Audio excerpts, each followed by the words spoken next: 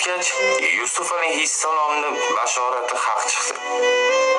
Yigitlarning qamoqdan chiqayotgan vaqtida boyagi yashashi kerak bo'lgan yigit oldiga Yusuf alayhissalom keldi-da: "Ey birodar, sen baribir yashaysan-ku.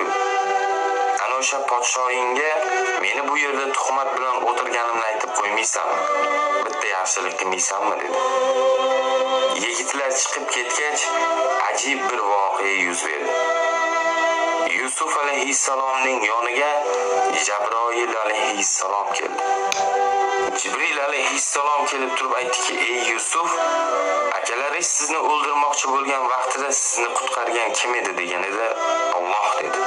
"Akalaringiz sizni quduq ichiga tashlab yuborgan vaqtida suv olishlik uchun ishlatiladigan tosh ustiga o'tirg'izib qo'ygan kim edi sizni?" deganida yana Alloh dedi. Misrdagi qul bozorlarida qul bo'lib sotilgan vaqtingizda vazirning uyida xuddi uning o'g'lidek katta bo'lishingiz uchun kim imkon bergan edi deganida yana Alloh dedi. Ayollar sizga fitna bilan tashlangan vaqtida mana shu fitnani sizni boshingizdan kim ko'targan edi deganida yana Alloh dedi. Unda bugun qamalib turgan vaqtingizda nega najotni boshqasidan kutyapsiz ey Yusuf, dedi Jabroil alayhissalom. Yusuf alayhissalomni shu qilgan ishi uchun haligi yigitni esidan chiqib ketdi. 7 yil qolib ketdi qamoqda, birodarlar, 7 yil.